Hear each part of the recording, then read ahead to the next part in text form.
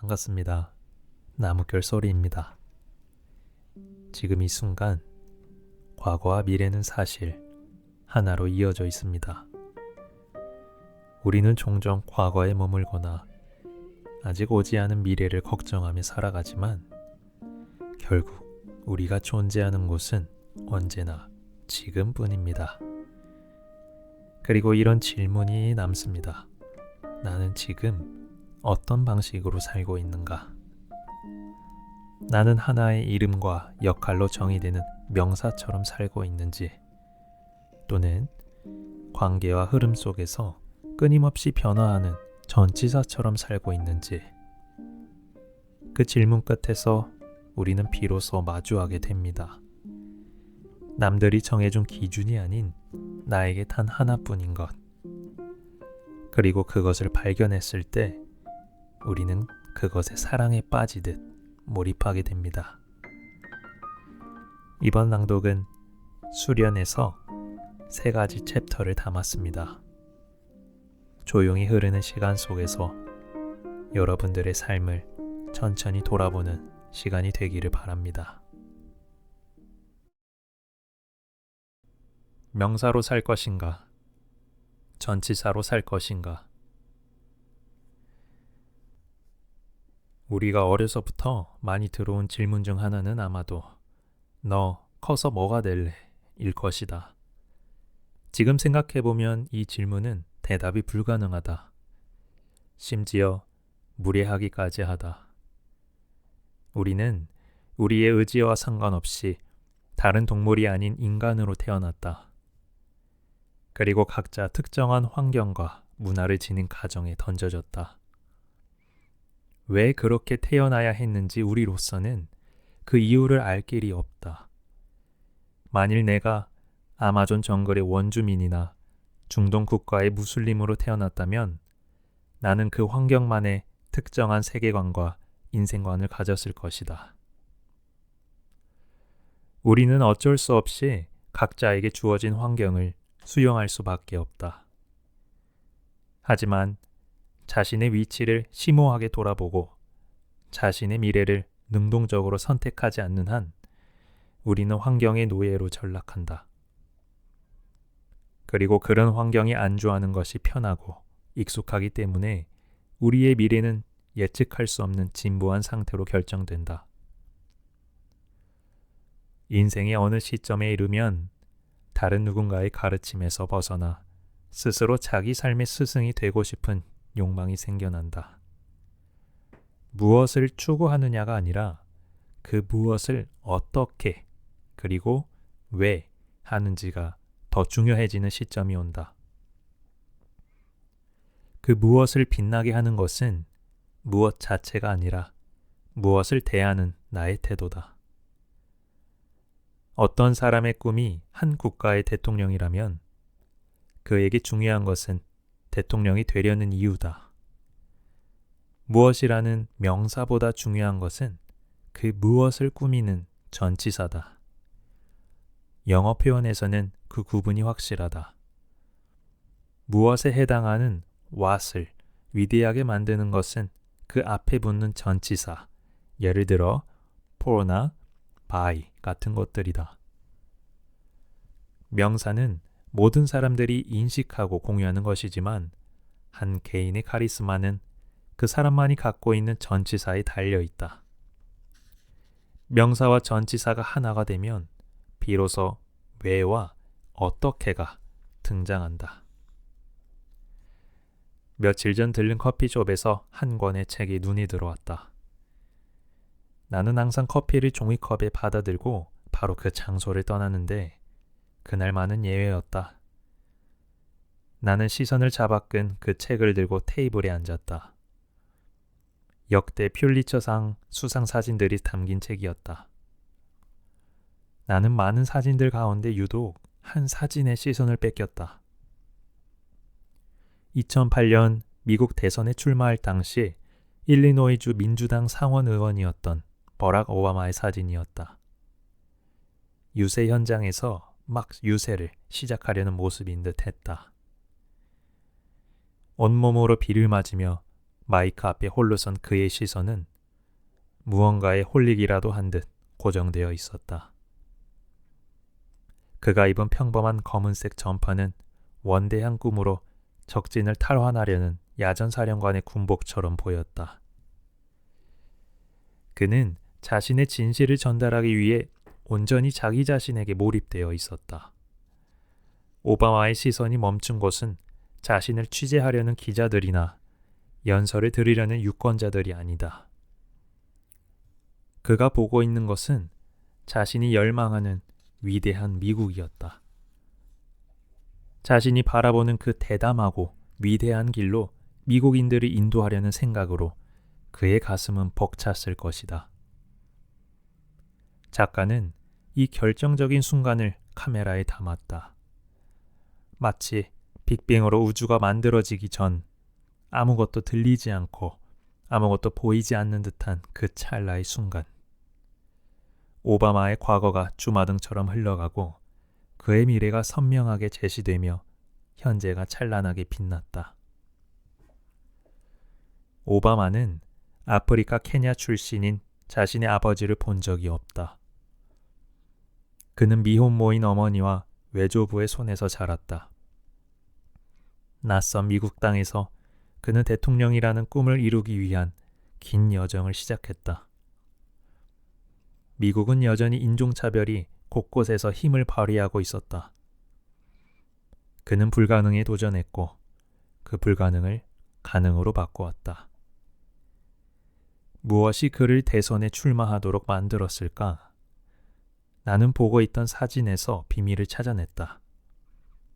그것은 오바마의 신념이었다. 이 사진으로 2009년 퓰리처상을 받은 데이먼 윈터는 오바마라는 인물에 집중한 것이 아니다. 그는 오바마가 추구하는 이상, 즉 그의 신념을 포착했다.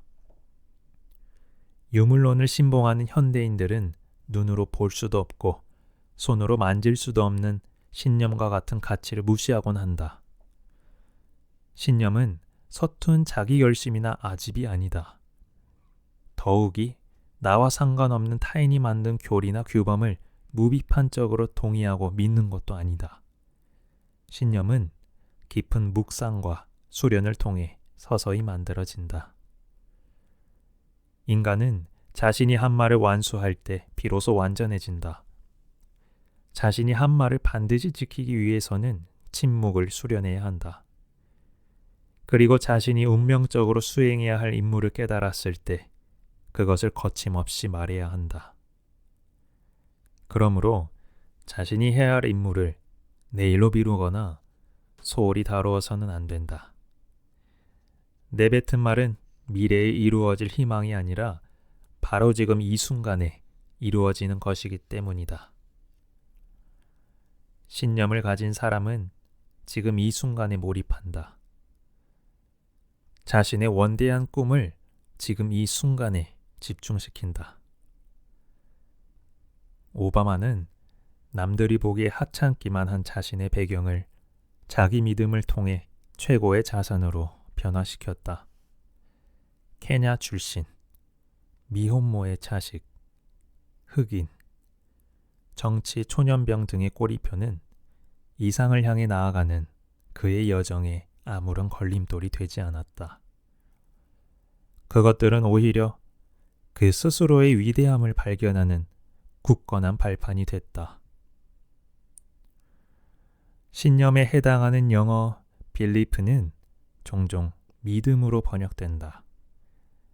빌리프는 비라는 강세 접두어와 소중하게 여기다, 삶의 우선순위에서 최우선으로 두다, 사랑하다 라는 의미의 독일어 리베에서 온 리프의 합성어이다.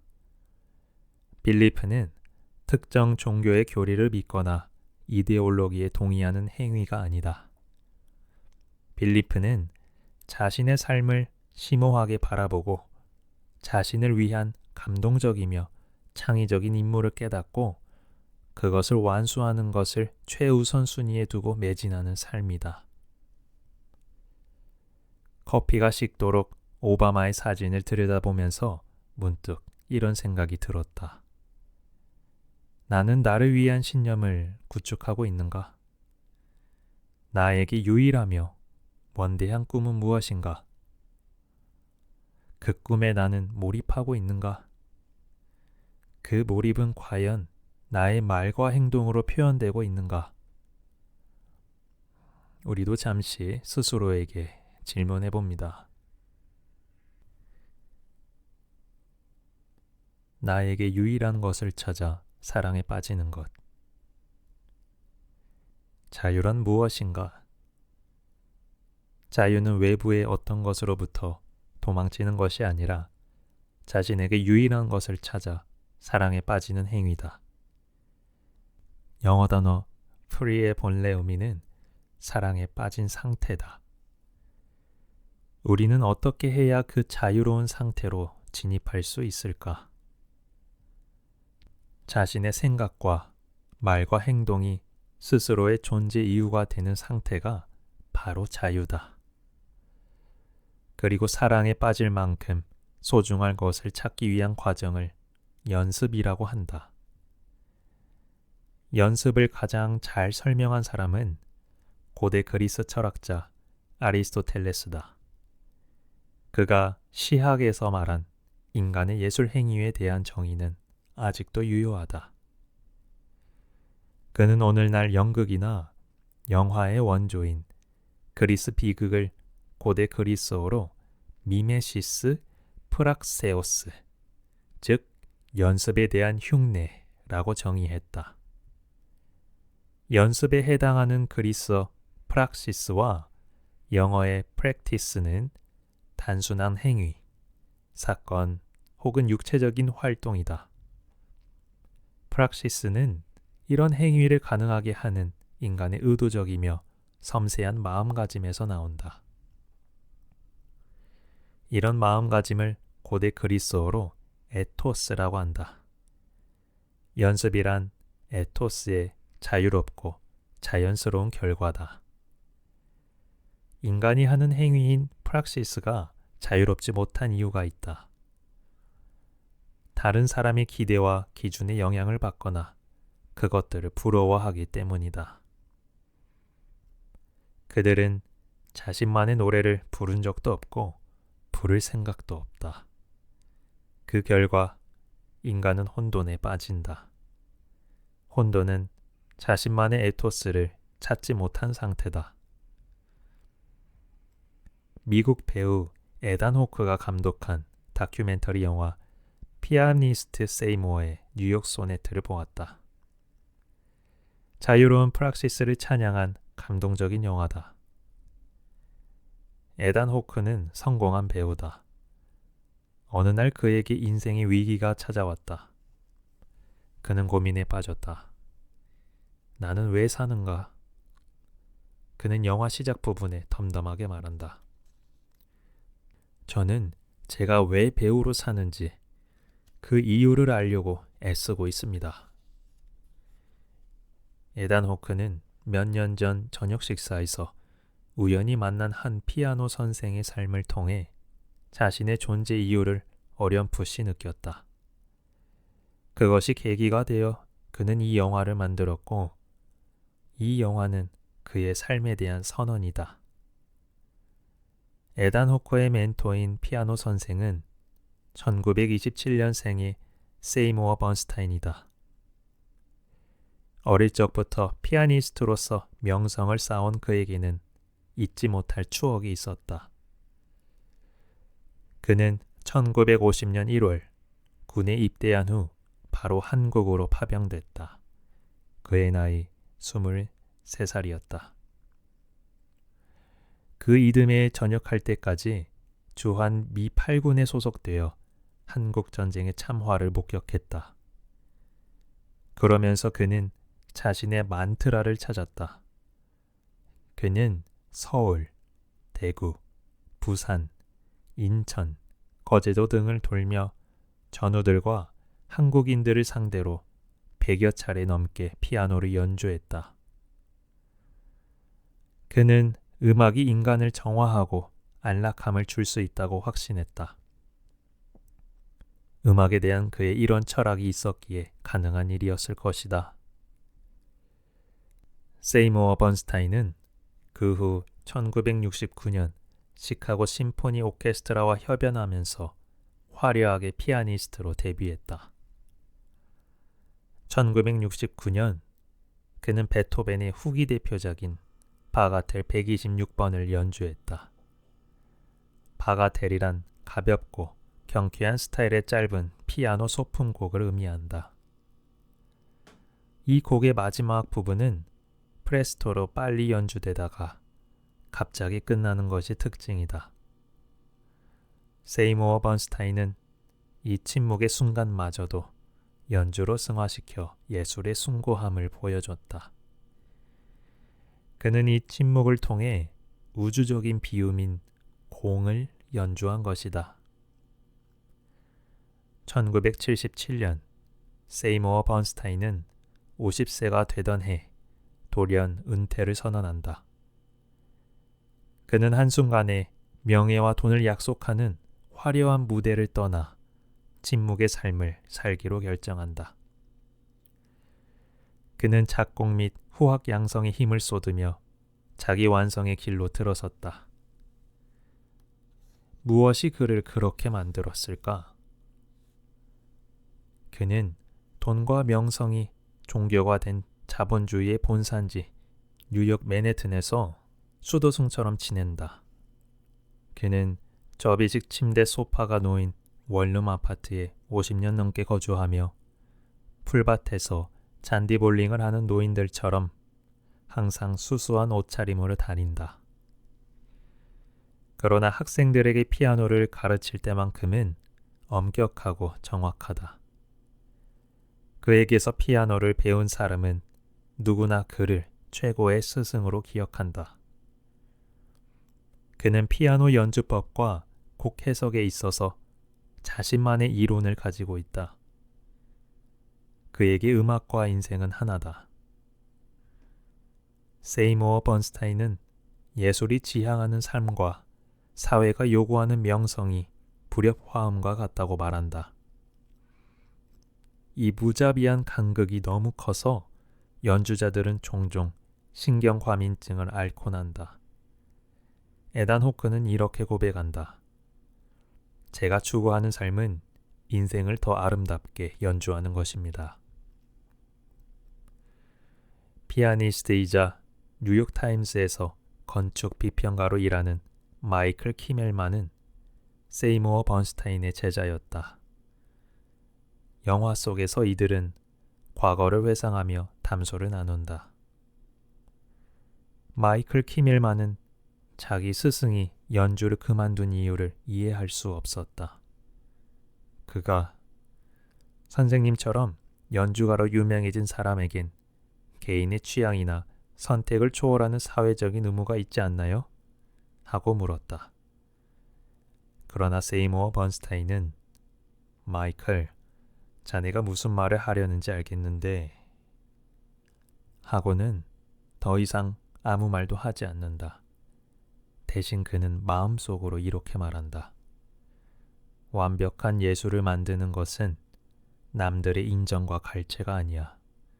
스스로 완벽하고자 하는 투쟁이며 연습이지. 이 영화의 매력은 세이모어 번스타인의 인생에 대한 심오한 반추가 아니라 그의 가르침과 피아노 연습의 중요성, 그리고 자신의 귀를 훈련시키는 모습이다.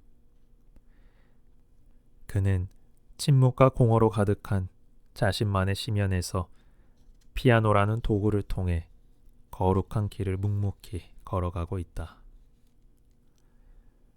이 영화에서 세이모어 번스타인은 35년 만에 작은 독조회를 하기로 결정한다. 그는 연주를 위해 뉴욕 57번가에 위치한 스타인웨이 건물 지하로 내려가 그곳에 진열된 피아노들의 건반을 하나씩 조심스럽게 두드린다. 그는 특별하고도 숭고한 소리를 내는 단 한 대의 피아노를 찾고 있었다. 그는 스타인웨이 홀에서 열린 자신의 연주회에서 슈만의 환상곡 17번, 마지막 악장을 연주한다. 이 곡은 슈만이 자신의 연인 클라라를 위해 만든 것으로 알려져 있다. 어두운 저녁, 발길을 재촉하며 귀가하던 사람들이 멈춰서서 길가의 창문 너머로 피아노를 연주하는 세이무어 번스타인을 빤히 들여다본다. 하지만 그는 자신의 인생을 회고하며 눈을 감고 천천히 그리고 부드럽게 자신의 심연 속으로 들어간다. 카메라는 세이무어 번스타인의 연주 장면에서 그의 집으로 앵글을 옮겨 피아노 레슨 중인 그의 모습을 비춘다. 그때 그의 목소리가 들려온다. 음악은 문제가 많은 세상에 조화롭게 말합니다. 음악은 외로움과 불만을 쫓아내며 생각과 감정이 편안하게 쉬는 공간입니다. 그곳에서 진리가 뿌리를 내립니다. 음악에는 대충이 없습니다. 변명, 핑계, 조잡함이 존재하지 않습니다. 음악은 완벽을 지향하는 우리 자신의 잠재력을 일깨웁니다. 세이무어 번스타인의 목소리가 끝나자 화면은 다시 스타인웨이 홀로 옮겨 그의 연주 장면을 비춘다. 그는 여전히 눈을 감은 채 자신의 음악에 심취해 있었다. 2017년 6월 한국전쟁 참전용사 자격으로 우리나라를 찾은 그는 이런 말을 했다. 최전방에서 연주할 때 업라이트 피아노는 언덕 밑에 놓입니다. 군인들은 언덕에 편히 앉고 포탄이 떨어질 경우를 대비해 공군이 비행기를 띄워 우리 연주를 지켰습니다. 세이무어 번스타인은 그때부터 몰입을 연습했었나 보다. 몰입을 통해 연습할 우리 각자의 임무는 무엇일까? 나는 어떻게 하면 무심하면서도 고요하게 내가 원하는 말을 행하며 살 수 있을까? 과거와 미래가 하나 되는 시간. 시작은 항상 불안하고 폭력적이다. 시작이라는 단어에는 과거와의 매정한 단절, 미래에 대한 비전과 희망, 그리고 지금과 여기에 대한 확신과 집착이 혼재되어 있다. 익숙한 것들은 그것을 경험하는 사람들에게 편함을 선물한다. 그러나 이 편함은 이중적이다. 시간이 지나면 이내 불평과 지루함으로 변하기 때문이다. 자신이 주도적으로 고유한 목적을 구축하고 그것을 위해 열정적으로 수련하는 자만이 실망하지 않는다. 최선을 지향하는 지금 이 순간이 내가 희구하는 천국이다. 이 순간을 온전히 내 것으로 만들지 못한다면 나는 그 시간의 흐름에 이리저리 떠다니는 부초와 다를 바 없다.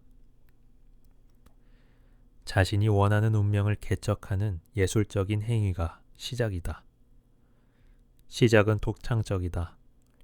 현재라는 순간을 파괴해 미래라는 영혼으로부터 끊임없이 지배하려는 의지다.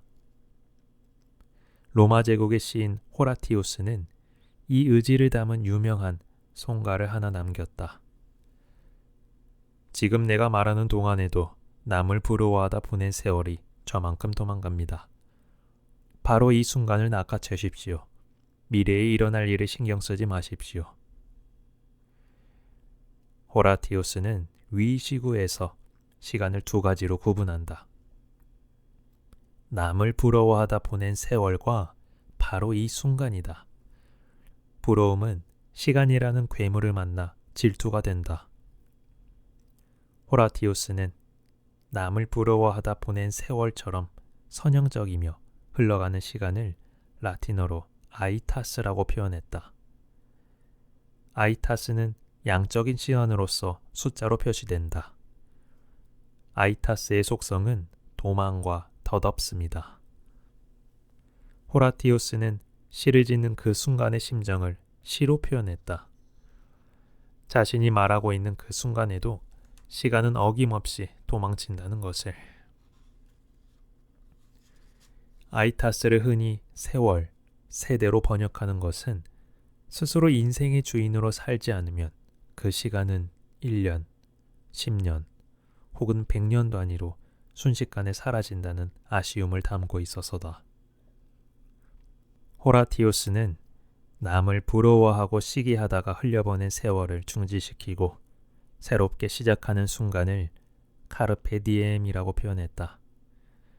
이 문구는 1989년 죽은 시인의 사회라는 영화를 통해 널리 알려졌다. 배우 로빈 윌리엄스가 미국의 한 사립학교에서 영어를 가르치는 존 키팅 선생 역을 맡았다.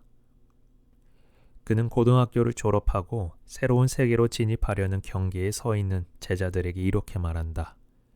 카르페 디엠, 이 날을 잡아라. 너희들의 삶을 비범하게 만들어라. 비범한 삶을 위해서는 먼저 카르페 디엠을 실천해야 한다는 충고다. 비범에는 다른 사람에 대한 부러움이나 질투가 없다. 우리는 다른 사람들이 아름답거나 탁월하다고 추앙하는 선율에 쉽게 매료된다. 이른바 전문가들이 최고라고 추켜 세운 평가를 그대로 받아들인다. 그런 전문가들도 또 다른 전문가들의 의견을 그대로 수용한 경우가 허다하다. 비범은 객관적으로 평가에 정량화할 수 있는 것이 아니다. 비범은 마음속에서 흘러나오는 침묵의 소리를 들을 때 비로소 만들어지기 시작한다. 범인은 이 소리를 들으려 하지 않는다. 설령 들린다 할지라도 이를 무시한다. 비범한 자는 자신만의 춤추는 빛을 소중하게 간직하는 자다. 호라티우스는 그 빛을 디엠이라고 표현했다. 디엠은 라틴어로 낮 혹은 하루라는 의미다. 오래전부터 인류를 매료시킨 이 단어는 빛나는 물체, 최초의 빛 혹은 빛을 창조하는 존재, 신이라는 의미로 확장됐다. 신이라는 의미의 라틴어 데우스도 같은 어원에서 출발해 우주를 혼돈에서 질서로 전환하는 존재로 확장됐다. 인류는 오래전부터 빛의 상징인 태양을 숭배해왔다. 태양은 암흑과 혼돈 속에서는 존재하지 않던 만물을 적재적소에 배치하고 그 만물의 존재 의미를 부여한다. 기원전 6세기 한 유대 시인은 그 빅뱅의 순간을 이렇게 표현했다. 빛이 있으라. 이 빛은 만물을 존재하게 하고 의미를 부여하는 창조적인 힘이다. 또한 우주의 질서에 맞춰 매 순간 스스로 최적의 상태로 변화하는 절대절명의 순간이기도 하다. 우주에는 어떤 사건이 일어나야만 하는 예정된 시간이 있다. 씨를 뿌려야 할 때가 있고 수술을 해야 할 때가 있다. 우리는 이 우주적인 시간을 포착할 수 있는 능력을 지혜라고 부르며 그런 사람을 천재라고 부른다. 호라티우스는 이 순간을 포착하는 능력을 카르페라고 표현했다. 원래 카르페는 고대 로마 농부들이 즐겨 사용하던 단어다. 로마는 그리스로부터 조원과 원의 기술을 배웠다. 기원전 4세기 그리스의 알렉산더 대왕은 페르시아를 정복하면서 페르시아 황제들이 가꾸어 놓은 정교한 정원과 과수원, 화원들을 보고 크게 심취했다. 그는 이를 학문 분야로 만들어 귀족들의 삶을 풍요롭게 하는 수련의 장으로 만들었다.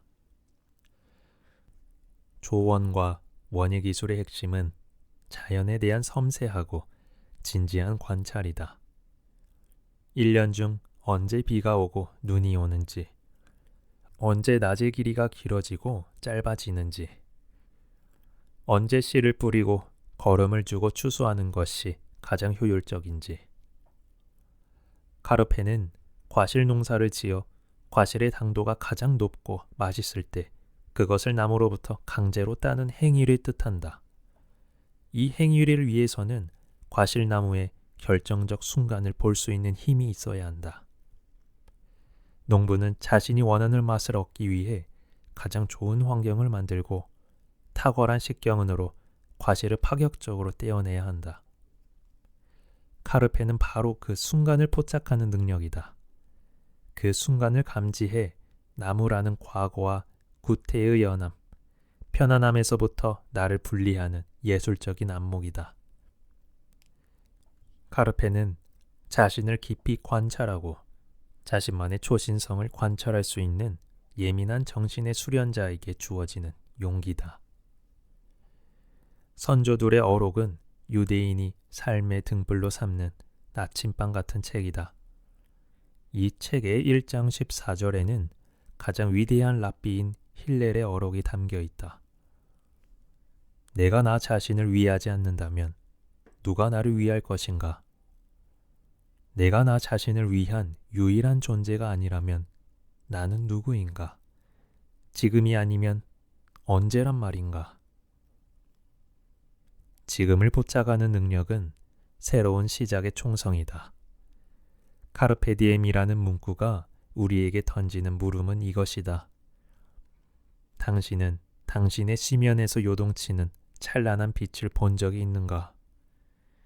거기서 흘러나오는 숭고한 선율을 들은 적이 있는가? 당신의 마음 깊은 곳에서 천둥치는 그 울림을 느낀 적이 있는가? 바로 그 순간을 포착해야 한다. 더 늦기 전에. 지금이 아니면 언제란 말인가?